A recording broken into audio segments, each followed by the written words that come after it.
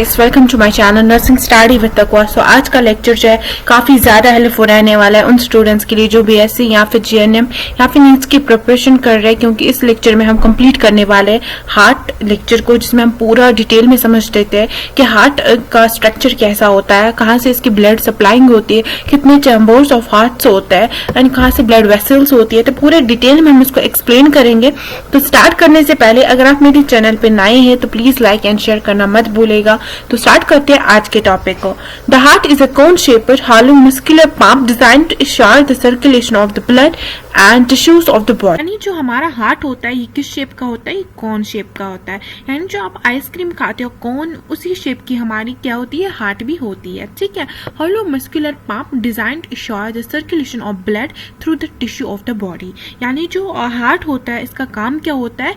इसका काम होता है सर्कुलेशन ऑफ ब्लड करना। यानी ब्लड का जो सर्कुलेशन होता है ये किससे होता है? हमारे हार्ट से होता है, ताकि जो ये सर्कुलेशन है ये अच्छे से हो पाए। हमारी बॉडी में जो सर्कुलेशन ऑफ ब्लड होता है क्यों होता है? ताकि जो ब्लड है ये हमारी ऑर्गन्स तक पहुंचे, ये हमारी टिश्यूज तक पहुंचे और हमारी बॉडी में जितने भी ऑर्गन्स हैं उन्हें अच्छे से ब्लड सप्लाई हो पाए। ठीक है। अगर ये सर्कुलेशन ऑफ ब्लड ना हो तो उससे क्या हो सकता है? हमारी डेथ हो सकती है। वैसे इसकी बात करें एन एडल्ट, अगर हम एडल्ट की बात करें तो उसकी साइज कितनी होती है? एक फिस्ट लाइक होता है। सब याद रखना होता है जो हमारा हार्ट होता है ये कितना लार्ज होता है? ये लार्ज होता है हमारा फिस्ट लाइक। यानी अगर आप अपना हाथ जो है आप बंद करो, फोल्ड करो, तो आप देख सकते हो जितना वो बन रहा है तो एक मुट्ठी जैसी बन रही है, तो उतना ही हमारा हार्ट लार्ज होता है। Approximately 14 centimetre 9 centimetre width and weight इसका कितना होता है? 300 ग्राम्स, यानी ग्राम्स में इसका वेट होता है। ठीक है। तो अगर हम लोकेशन की बात करें कि हार्ट जो है वो कहाँ पे लाई करता है, वो लाई करता है thoracic cavity between the lungs. यानी जो हमारे लंग्स होते हैं, हमारे कितने लंग्स? 2 लंग्स होते हैं, लेफ्ट एंड राइट। ठीक है। तो दोनों के बीच में एक स्पेस होती है, वो स्पेस जो है वो ऑक्यूपाई करता है हमारा हार्ट, यानी हार्ट हमारे लंग्स के बीच में होता है। ठीक है। It is situated obliquely behind the septum. ठीक है। A little more to the left than the right. यानी जो हमारा हार्ट जो होता है ये थोड़ा सा टिल होता है हमारे लेफ्ट साइड से, यानी जो लेफ्ट साइड का लंग होता है उस साइड से हमारा हार्ट थोड़ा सा ज्यादा होता है। ठीक है। टिल करता है। एंड देन द राइट, यानी राइट साइड से उतना नहीं होता जितना लेफ्ट साइड से हमारा हार्ट होता है, थोड़ा सा टिल होता है। ठीक है। तो ये आपको ये पॉइंट पता होनी चाहिए। अगर आप नीट्स की प्रिपरेशन कर रहे हैं तो आपको वहां ये पूछा जा सकता है। स्ट्रक्चर की बात करें तो स्ट्रक्चर ऑफ हार्ट वॉल्स कैसे कैसे होता है? तो structure of heart walls 3 layers of tissues होते हैं। सबसे पहली जो लेयर होती है, सबसे पहले लेयर जो होती है वो होती है आउटर लेयर, जिसे हम कहते हैं पेरिकार्डियम। उसके बाद हमारी मिडल लेयर होती है जिसको बोलते हैं मायोकार्डियम, एंड उसके बाद हमारी तीसरी लेयर जो होती है उसको कहते हैं इनर, जो सबसे अंदर वाली लेयर होती है उसे कहते हैं हम एंडोकार्डियम। यानी ये 3 लेयर्स होती है, ये 3 टिश्यूज होते हैं जो हमारे हार्ट पे प्रेजेंट होती है। तो इसको हम एक एक करके डिटेल में समझने की कोशिश करते हैं कि सबसे पहले कौन सी लेयर होती है, उसका काम क्या होता है, और ऑफ टिश्यूज होते हैं हमारे हार्ट पे। सबसे पहला लेयर जो होता है विच इज आउटर लेयर, जिसको हम बोलते हैं पेरिकार्डियम। उसके बाद मिडल लेयर होती है यानी बीच वाली लेयर, उसे हम कहते हैं मायोकार्डियम। और उसके बाद सबसे इनर वाली लेयर होती है, इनर मोस्ट लेयर होती है, जो अंदर की लेयर होती है, उसे हम कहते हैं एंडोकार्डियम। ये 3 लेयर्स को एक एक करके समझते हैं कि कौन सा लेयर क्या फंक्शन करता है। तो सबसे पहले हम समझते हैं पेरिकार्डियम को। पहले होती है pericardium, outer covering of the heart made up of 2 layers. ये भी 2 लेयर्स की बनी होती है। सबसे पहले लेयर होती है आउटर लेयर, जिसे हम कहते हैं पार्टल पेरिकार्डियम। उसके बाद दूसरी लेयर होती है, इस पे पेरिकार्डियम पे दूसरी लेयर होती है जिसे कहते हैं इनर विसरल पेरिकार्डियम। यानी पेरिकार्डियम के ऊपर भी 2 लेयर्स होती है, आउटर और इनर लेयर। ठीक है। So outer and inner layer क्या काम करती है ये हम समझते हैं। The space between 2 pericardial cavity contains A film of fluid.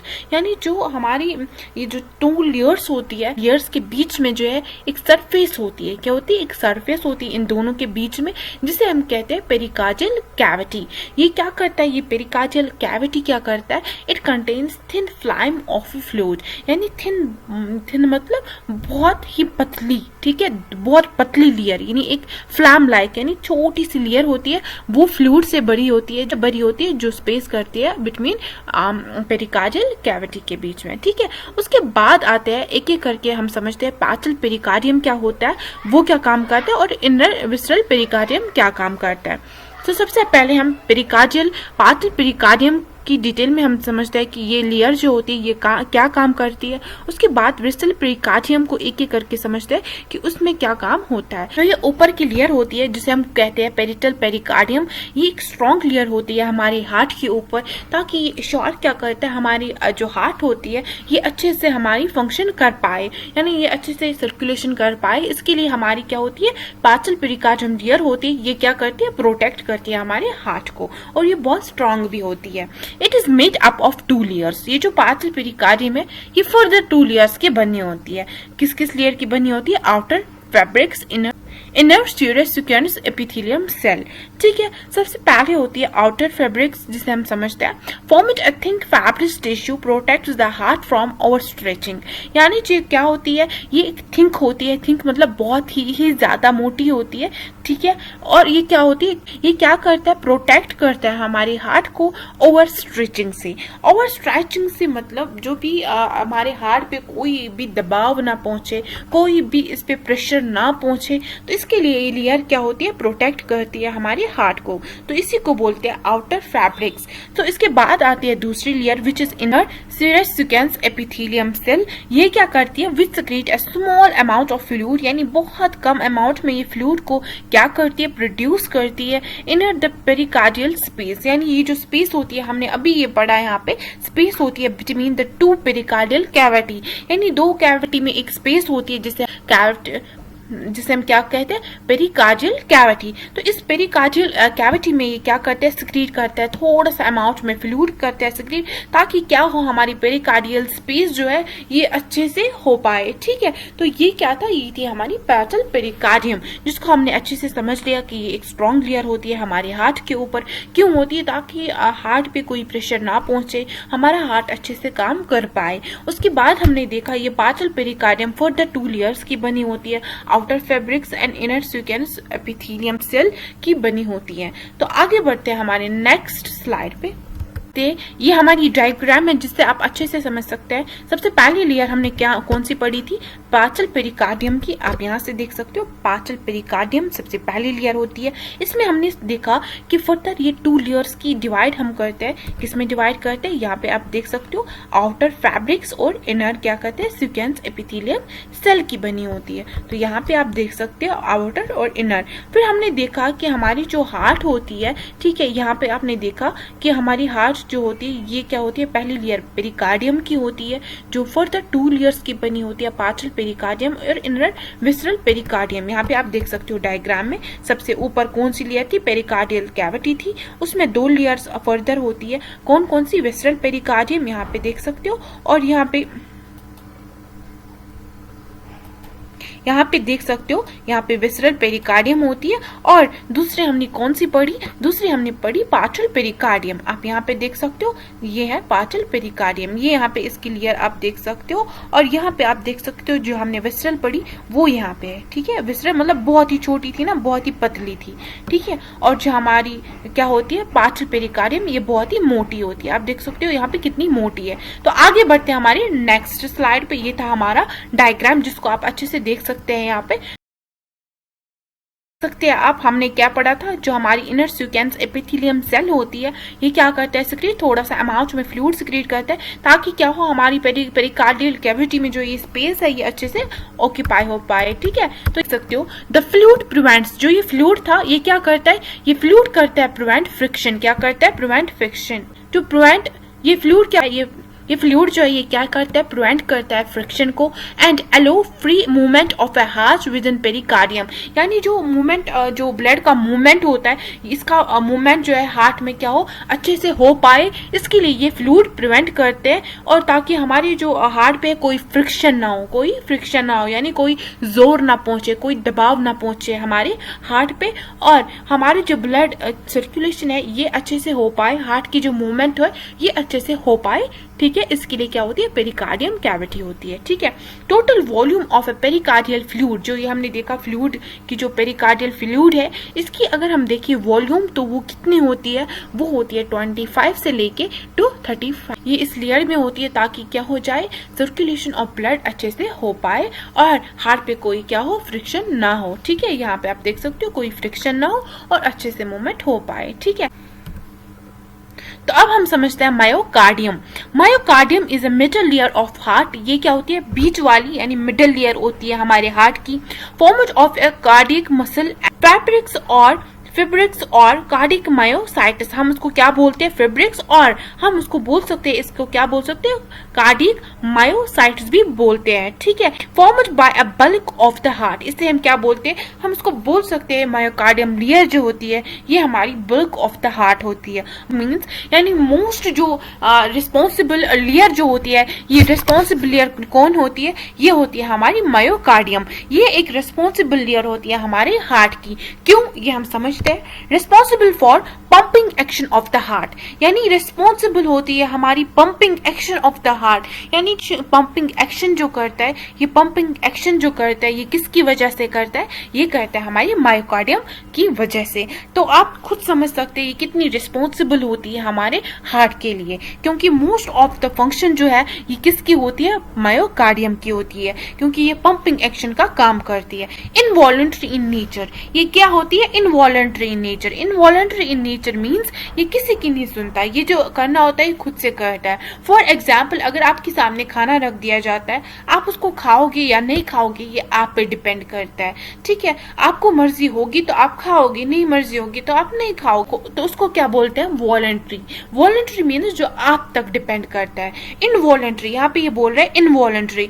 Involuntary nature means ये हम पे डिपेंड नहीं करता। ठीक है, तो ये हमारी मायोकार्डियम लेयर होती है। अब आगे बढ़ते हैं। Has 3 layers of A cardiac muscle fabrics, तो फर्दर 3 टाइप्स ऑफ लेयर्स होती है।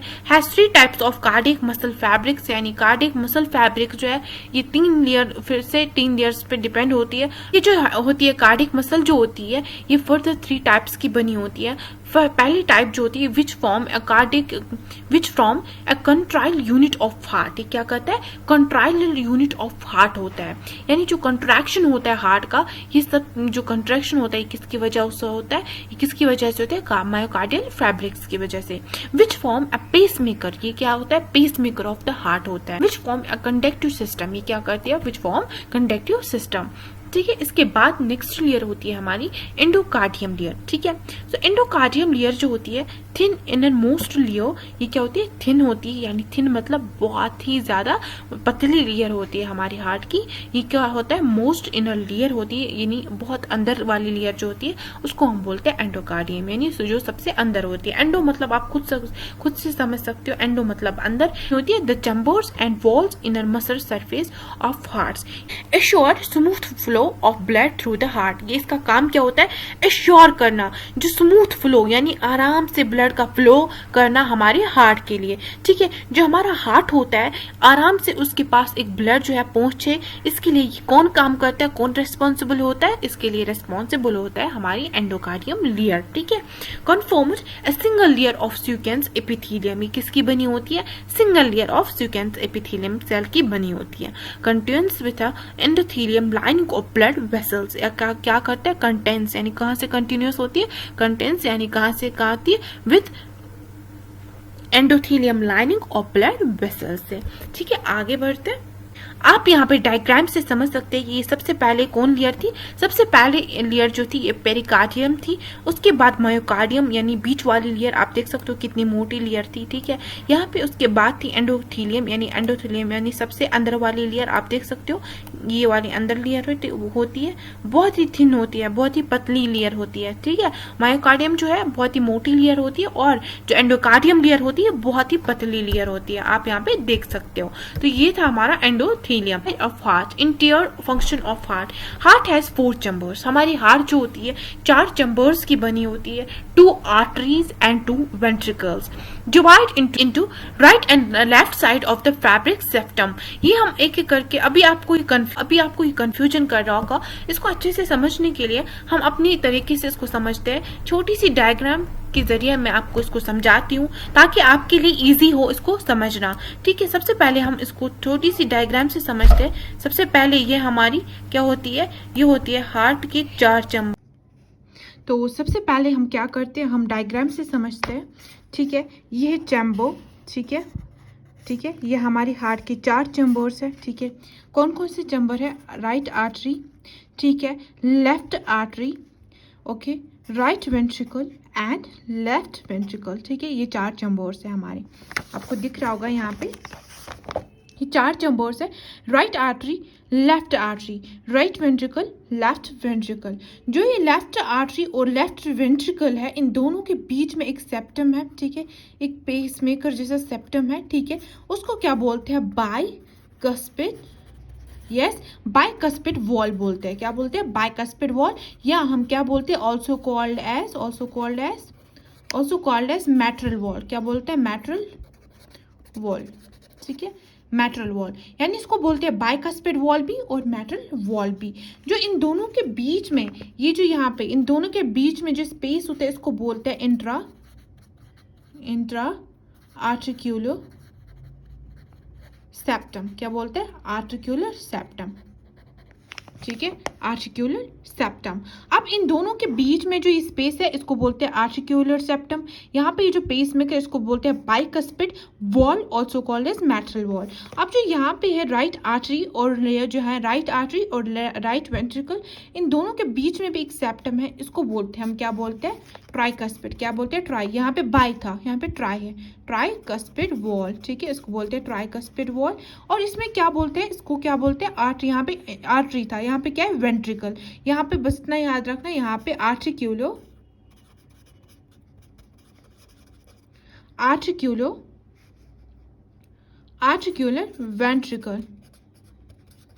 वेंट्रिकुलर सेप्टम, इसको बोलते हैं आर्टरीवेंट्रिकुलर सेप्टम। आया समझ। यहाँ पे आपको अब याद रखना है कि यहाँ पे राइट आर्टरी है, लेफ्ट आर्टरी है, right ventricle, left ventricle. Right artery और लेफ्ट वेंट्रिकल के बीच में क्या होता है, बाइकस्पिड वेव, यहाँ इसको बोलते हैं मैटरल वेव, वेंट्रिकुलर सेप्टम। क्यों वेंट्रिकुलर, बिकॉज आर्टरियम और वेंट्रिकुलर इन दोनों के बीच में है ना, तो आर्टरियम वेंट्रिकुलर सेप्टम इसको बोला जाता है। ओके, तो आगे बढ़ते हैं।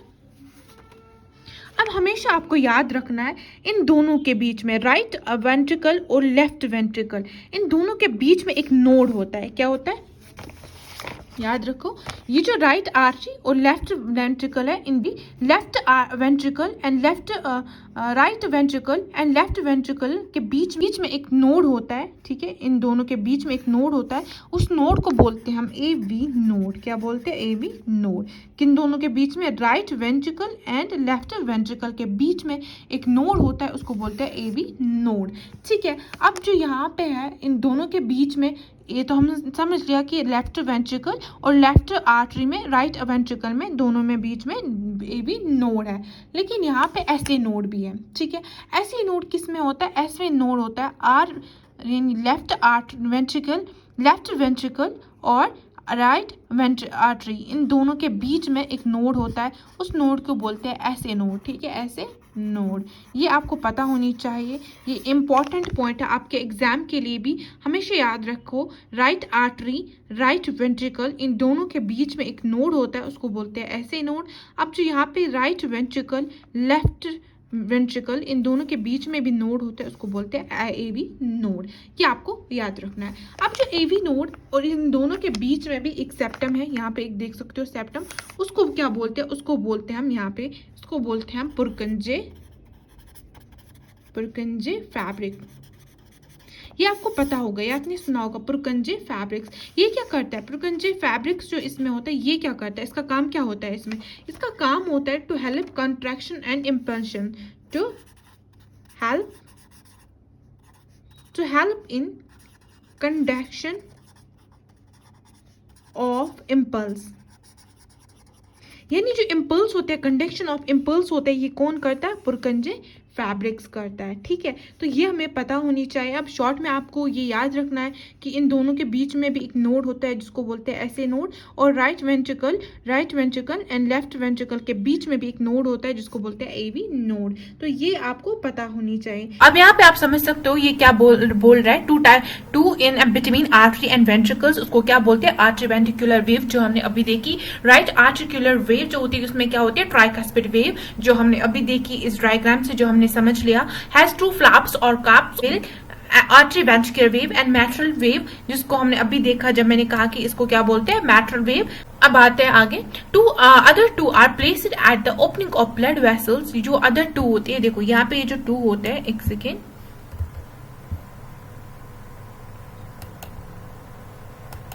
देखो यहाँ पे जो ये टू होते हैं, ये जो होल्स होते हैं, टू होल्स जो ओपनिंग्स होते हैं, देखो यहाँ पे यही बोल रहा है कि जो ओपनिंग्स होते हैं ये ब्लड वेसल्स का, यहाँ से क्या होता है, ओपनिंग होता है ब्लड वेसल्स। इसके बाद आते हैं चैम्बर्स ऑफ हार्ट। हार्ट के कितने चैम्बर्स होते हैं, 2 चैम्बर्स होते हैं, ये हमें सबको पता है। Right atrium and left ventricle, right atrium and right ventricle, ठीक है। जो राइट आर्ट्रियम है ये क्या करता है, रिसीव्स, यानी रिसीव करता है, दे देता है, रिसीव करता है खुद से, क्या करता है, डीऑक्सीनेटेड ब्लड, यानी जो डीऑक्सीनेटेड ब्लड होता है उसको रिसीव करता है। और जो ब्लड का थिकनेस जो होता है वो यहाँ पे होता है 2 से 3 mm थिकनेस होती है। राइट वेंट्रिकुलर, उसके बाद आता है राइट वेंट्रिकल, ठीक है। ये क्या करता है, रिसीव डीऑक्सीनेटेड ब्लड, ये भी डीऑक्सीनेटेड ब्लड रिसीव करता है फ्रॉम किसे, राइट आर्ट्रियम से। इसके बाद थिकनेस की बात करें तो इसकी थिकनेस भी सेम होती है, 2.3 mm, ठीक है। आया समझ? तो आई होप आज का लेक्चर आपके लिए बहुत ही इंपॉर्टेंट रहा होगा। अगर कहीं पे भी आपको डाउट लग रहा है या कहीं पे भी आपको समझ में नहीं आया तो आप मुझे नीचे कमेंट सेक्शन में बता सकते हैं, मैं पूरी कोशिश करूंगी आपका डाउट लेने की। तो आज के लिए बस इतना ही, मिलते हैं नेक्स्ट लेक्चर में जिसमें हम कंप्लीट करेंगे ECG। तब तक के लिए bye bye and take care and thanks for watching.